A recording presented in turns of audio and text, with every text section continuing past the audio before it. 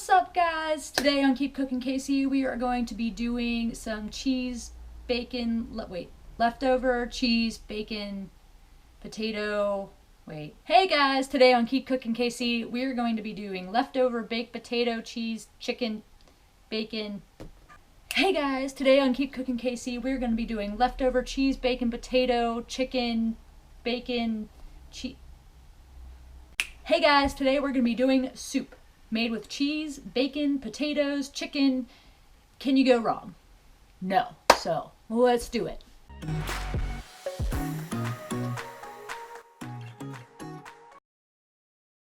So here's what we got. We got salt, pepper, milk. I use whole milk. You don't have to. Those are my leftover baked potatoes, American cheese, mild cheddar cheese, mozzarella cheese, cayenne pepper, as I slowly go into it.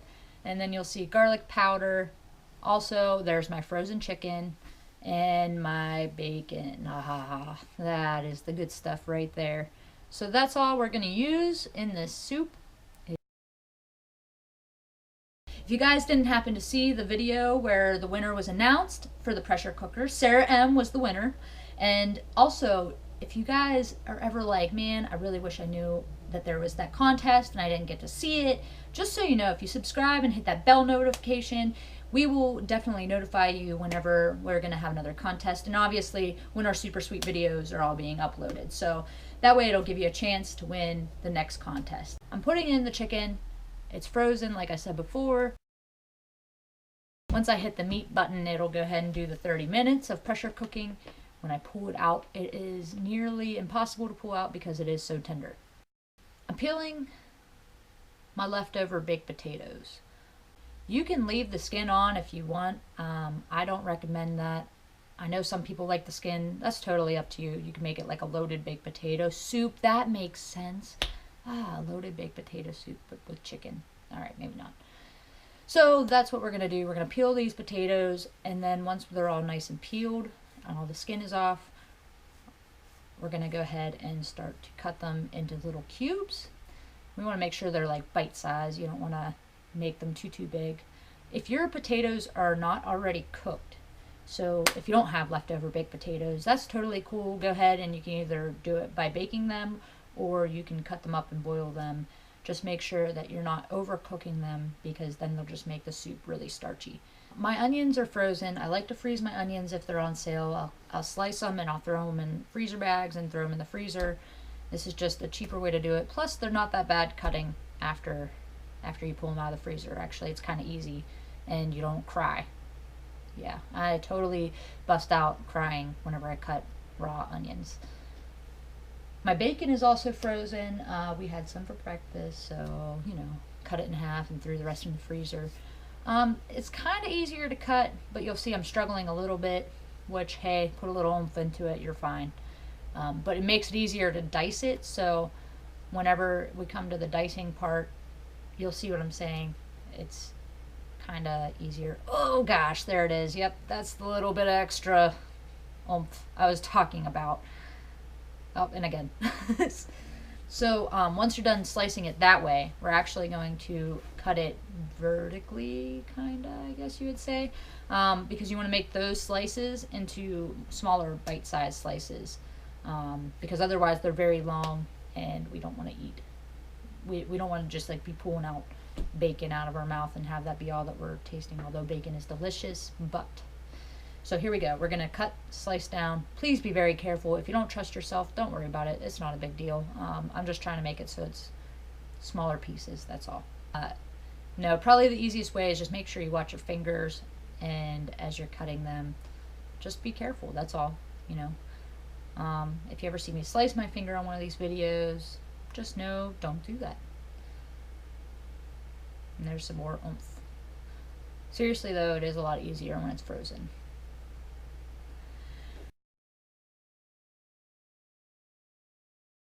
Alright, so I put them in the pressure cooker, and what I am doing is I put them on the brown sear button, and what that does is makes it so I don't have to throw the lid over top, and I can just cook them like that and swirl them around and whatever, and it does a great job. It's very good at browning them up and crisping them up, so I'm really impressed with how well it does that, to be honest. After the bacon is crispy, You want to throw in your onions and get all that bacon grease all in with the onion flavor, and it just makes a great base. The onions just give off this really great flavor to it, and the bacon, obviously, let's be real. No need to say anything about the bacon. Bacon's always good. So I'm just mixing that up a little bit and letting them cook. I don't want to overcook the onions. I don't want to overcook the bacon, but I want to make sure that they're nice and the bacon's crisp and the onions are nice and sauteed and soft.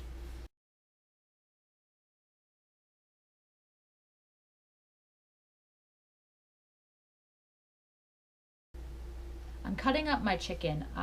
First I'm slicing it and then I'm dicing it, baby. Yeah. No, really though, you want to cut it into bite-sized pieces, so we are going to slice and dice. Doesn't have to be perfect, doesn't have to be uniform, just as long as it's, when you put it on a spoon, you know, you get a little bit of bacon, a little bit of potato, a little bit of chicken, and of course your cheese. We're cutting it into small pieces. If it looks shredded, who cares? It's fine. Actually, shredded would be better.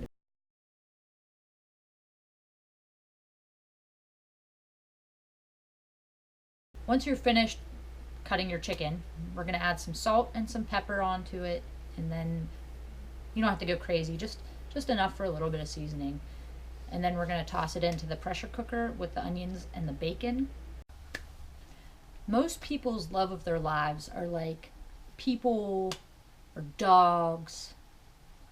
Mine, now don't get me wrong, I love my people, and whenever we had dogs, I loved my dogs, but the pressure cooker is like,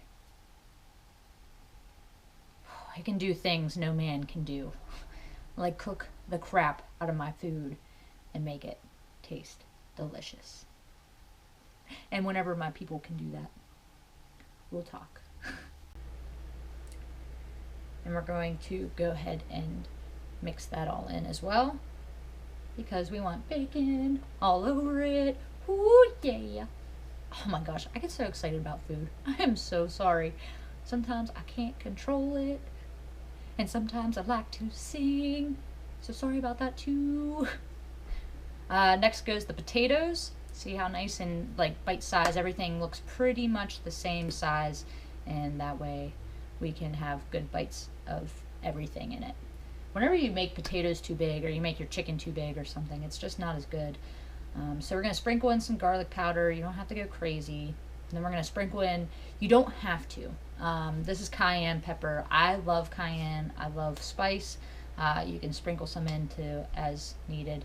This is our chicken stock. We're going to put chicken stock in here as well to give it a good base. So it'll be like a chicken, bacon, onion base to it, along with your cheese, obviously. That's your American cheese, your mozzarella, the mozzarella. Just kidding, I'm not going to do that.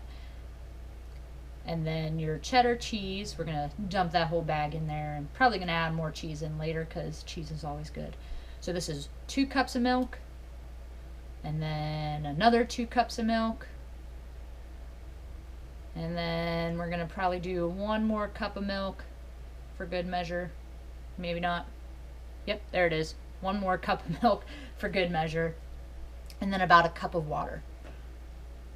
And then we're going to add a little bit more salt and a little bit of pepper, because we want to season the milk and the cheese as well. We really want to build our flavors in here. So the bacon brings a little bit of saltiness, natural saltiness, and then we're going to add that salt and pepper and mix it all in, and it'll really be good flavors for you. Next stop, adding more cheese, as if there wasn't enough, because cheese is always good. Oh, wait, yep, there's the rest of it right there for you, all the cheese. And then we're going to add, that is leftover cheddar I had, so it doesn't matter really what kind of cheddar you use. You can use shredded. Shredded's usually easier to cook with. Those were just, like I said, some extra cheese I had. Can't go wrong. Throw on that lid, and we're going to cook this bad boy. So here is the flour I'm adding in once it is done being cooked. As long as it's still hot, you can add this flour in and it'll go great. Thicken it up just enough. Like I said, I'm not using a whole lot of flour, but I'm using enough and stirring it in until the consistency really is right. You don't want just like watered down potato soup. You want really good potato soup that's wholesome and comforting. So it's starting to get there. Probably just a couple more little adds of flour in there. Perfect. So I just garnished it with a little bit of parsley at the end. You don't have to. Doesn't really make a difference. I just made it look pretty. That's all. Or at least pretty to me. Do you have a better name for this soup? I would love to hear it, because cheese, bacon, potato, leftover, bacon, Alright, it's not working. I'm done trying. Please, please, please rename this soup for me other than just soup.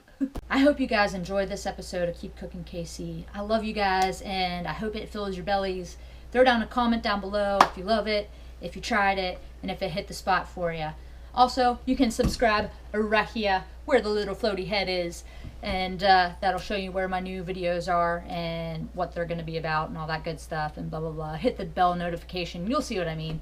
They'll show up every time a new video pops up. So I hope you guys enjoyed your day and your Christmas, and I hope that New Year's brings you some really good stuff. Thank you guys for watching Keep Cooking KC. I'll see you guys next time.